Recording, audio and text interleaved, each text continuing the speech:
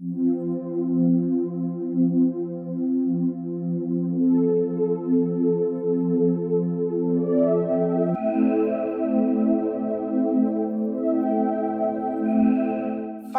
Four, Behold Galactus, probably one of the heaviest books that I've actually got. Though saying that, probably some of the artist editions are similar. But this is absolutely amazing. Huge monster edition, really dramatic cover. It weighs a ton. This book came out in 2018. I don't know if it's still available, still in print or anything, but it's an impressive volume. Now, if I collapse during this, my apologies, because it really does weigh a ton. I need the strength of the thing. There's maybe Galactus as well, or Silver Surfer, of course. But still, what a brilliant book. And I'll be showing lots of pages from this. I'll do that flat, but I'll just quickly go through the initial bit. Here it is. Look at it. Brilliant story. The coming of Galactus. And weirdly, of course, it starts with a bit of the Inhuman story that was in the previous issue. I just always thought the weirdest thing. But we've got our first appearance there of the Silver Surfer. Wow. Little do we know the various stories that will come later. Of course, the series of Silver Surfer comics, which I absolutely loved as well.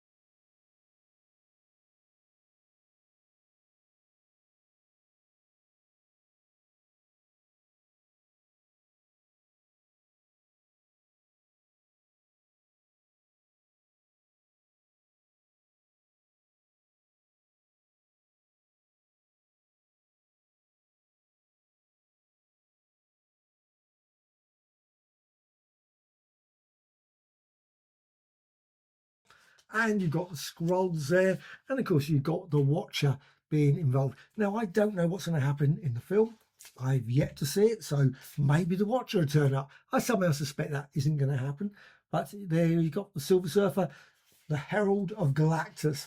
And I'm certain it's going to be much better than the film that was before. Of course, Galactus has appeared before. But this one, if this be Doomsday, and this is just brilliant. You've got this superb Galactus meeting the Watcher, just on such a scale, isn't it? I mean, the thing is, in the film, it looks like Galactus is even taller. But of course, Galactus can be any size. He can look like anything. That's the thing that was revealed later on. I think it was the trial of Reed Richards' storyline.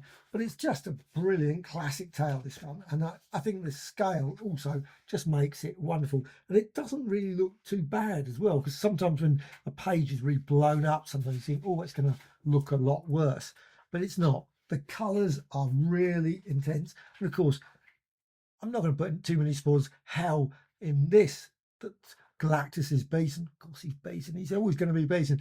But I suspect in the film, it's not going to be that. Again, no idea. I've got my speculation. I'm not going to say anything because, of course, I'm certain maybe if I'm right, if I say, you knew, and you revealed a big spoiler. So what's the point in saying it?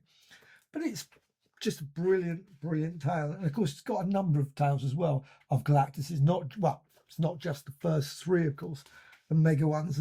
And you can see there, Galactus comes back. Now, it doesn't have any stories beyond the Fantastic Four. Of course, he did appear in another one, which I'm just going to show in a few minutes, actually. But you here got the Silver Surfer at last. The free, well, I think he's been free for quite a bit. He's going around doing various adventures in his own comic, the Silver Surfer comic.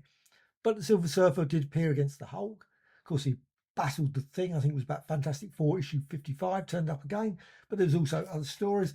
And, of course, you've got these long list of various creatures that Galactus can use. I'm not certain why he hasn't got an army of these things. You'd think he'd have lots of like drones and things. He could beat the Fantastic Four, couldn't he, easily? And there's no way. And then he's got, obviously, here, more Galactus stories there. And on to the ones at the end, which, well, these were around about 120, 125, that sort of period. I will actually give the details of all the issues a little bit later once I've actually put it down a sec. But you got some great tales, and also you got the John Byrne ones as well, which I really loved. Unfortunately, it doesn't include the trial one, which I think, I'm certain it doesn't include the bit where Galactus turns up. It would be nice if that had been included, but I love these. When they came out, this Byrne run was just absolutely brilliant. Of course, you've got Franklin Richards there, which is just great. And you've got, obviously, Galactus and all the various things there. Terex, I should say. I wonder if Terex would turn up. Of course, he's had lots and lots of various people, just heralds going around. And of course, there he is. He's getting zapped at that point.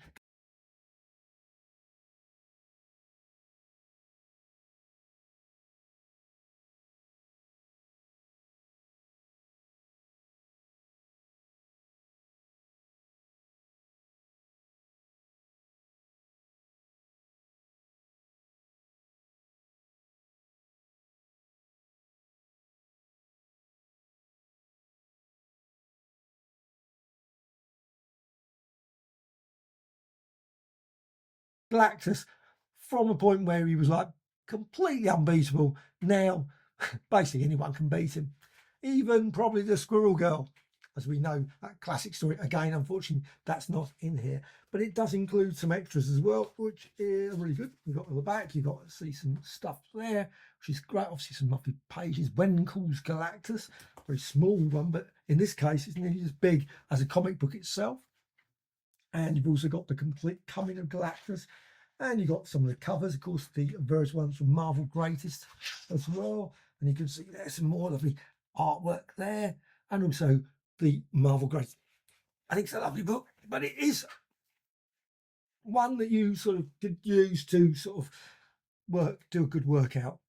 Certainly, I think that's pretty, but it's a lovely book, but you can hold it for too long. However, Galactus, let's just get to, and probably there's a couple of stories that came around this thing. Apparently, it was going to be a real long, they were going to do a real massive epic. I don't think it worked out that sort of way, unfortunately, which is a pity, because I really love this story. We're titled The Monster and the Man God. I'm not certain which Man God, I should say, not Mangog. That would be a different title, wouldn't it? But this is 169, and it's just the origin of Galactus, which is just brilliant. I just absolutely love that story. But again, I'm not certain. He's not a monster. At the end of the day, he is just a force of nature, force of the universe. Can't turn around and say he's a monster, and he's not really obviously he was a man, obviously now God. So I'm not certain which way around. That's just one of the weird types. The title here, The Awesome Answer. Inside, not much of an answer actually, it's just showing the origin.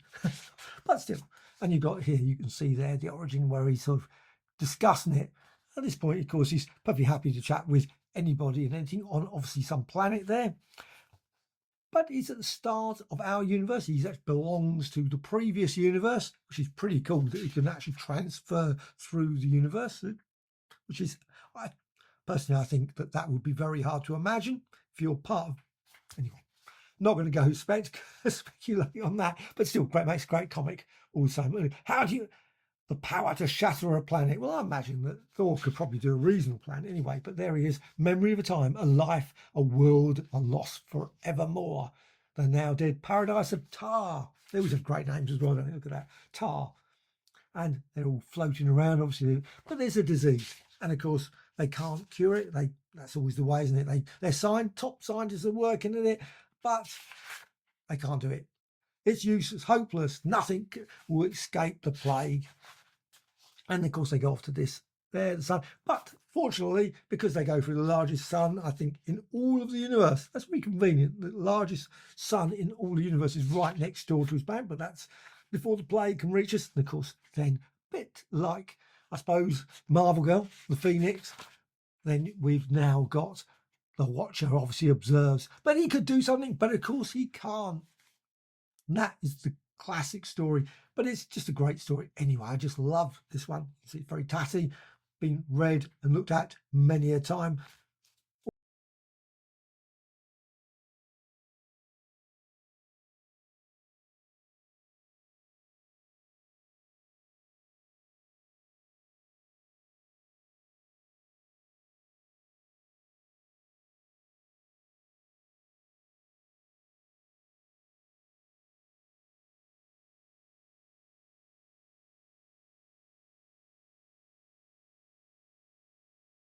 Always enjoyed that one. Now, there's also quite a lot, if you've got the Jack Kirby collector, I think there's lots of bits and pieces related to that in those ones.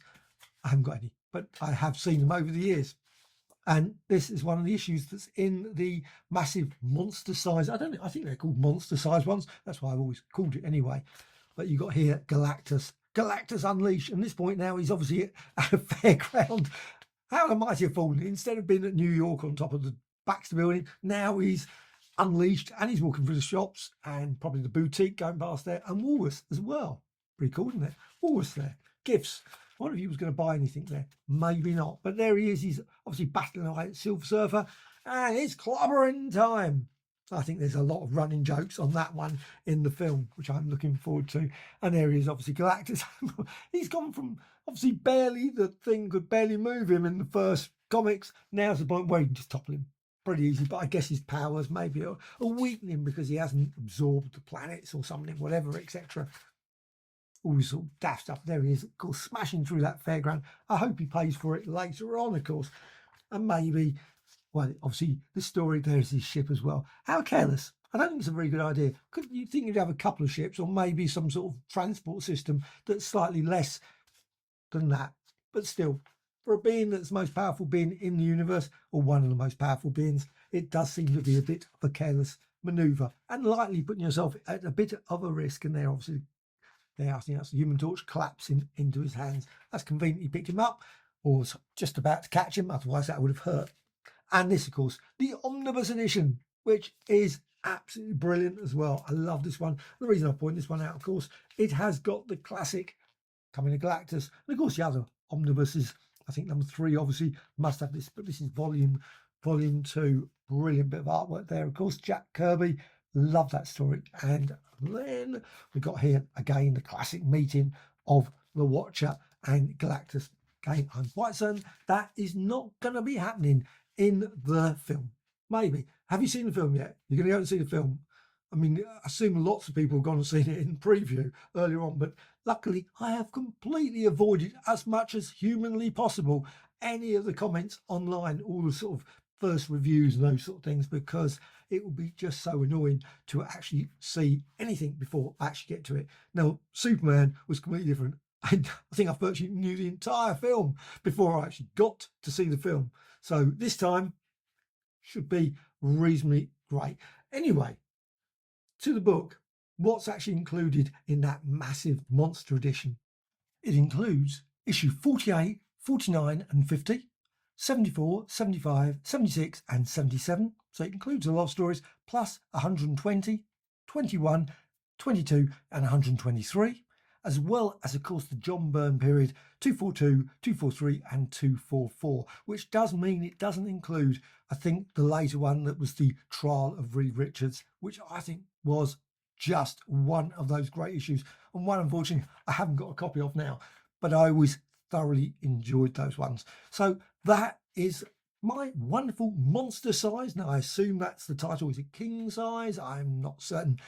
Behold Galactus. And of course, because of the film, I am really looking forward to it. I say the first film, when he was a sort of cloud, really, I don't know. It's still a good film. I enjoyed it. It wasn't too bad.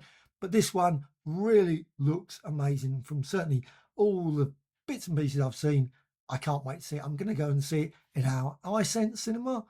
It's a sort of like IMAX or whatever. It should be a massive screen, massive. All the sound is supposed to be pretty good, so it'll be really impressive, hopefully. And I'll come out thinking, yes, it's just, wow. That's the hope anyway.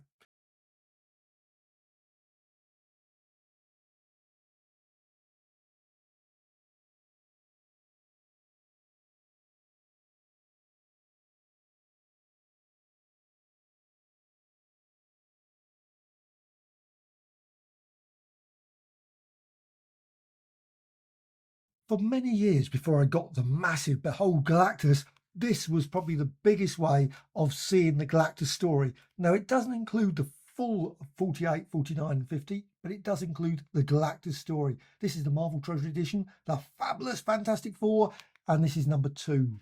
And I love this one. You can see there, the coming of Galactus. So it just starts where, of course, Silver Surfer turns up in the story.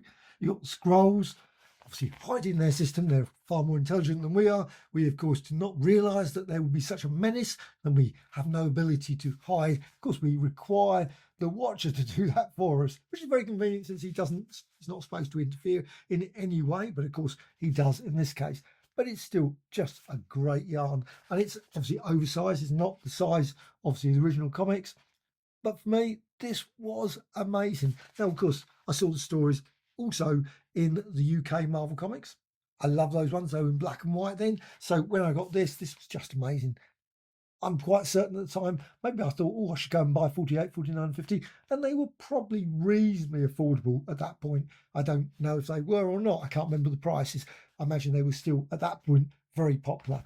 But if this be Doomsday, and of course you've got Doomsday not obviously Doctor Doom, but you've got Galactus and the Watcher discussing there, and of course it gives all details about what's going to happen. The planet is just literally going to be pulled apart, all the energy and everything, mass evacuation. I don't think you would have much time, but still, obviously people are going to have problems. It's going to be hard. You obviously will be floating around in the rest of the universe if we had, of course, spacecraft to be able to do that. And of course, the Galactus is just about to do it. And of course, there's problems. Very convenient, very useful. But what a great story. Absolutely love this one. If you can pick this issue up, I think it's just great. I really love this oversized version of the Galactus stuff. But of course, the massive monster edition is a bit bigger than this. So I hope you found this of interest. Have you got many Galactus books? Have you got Fantastic Four number 48, 49 and 50? Of course, those classic ones. I have over the years read those. I've never actually owned those issues. Wish I had. 55 I did own, the Silver Surfer one. And I've owned obviously a few other issues. But the other ones, no, definitely not. But again, love that Thor one. The Thor one is brilliant.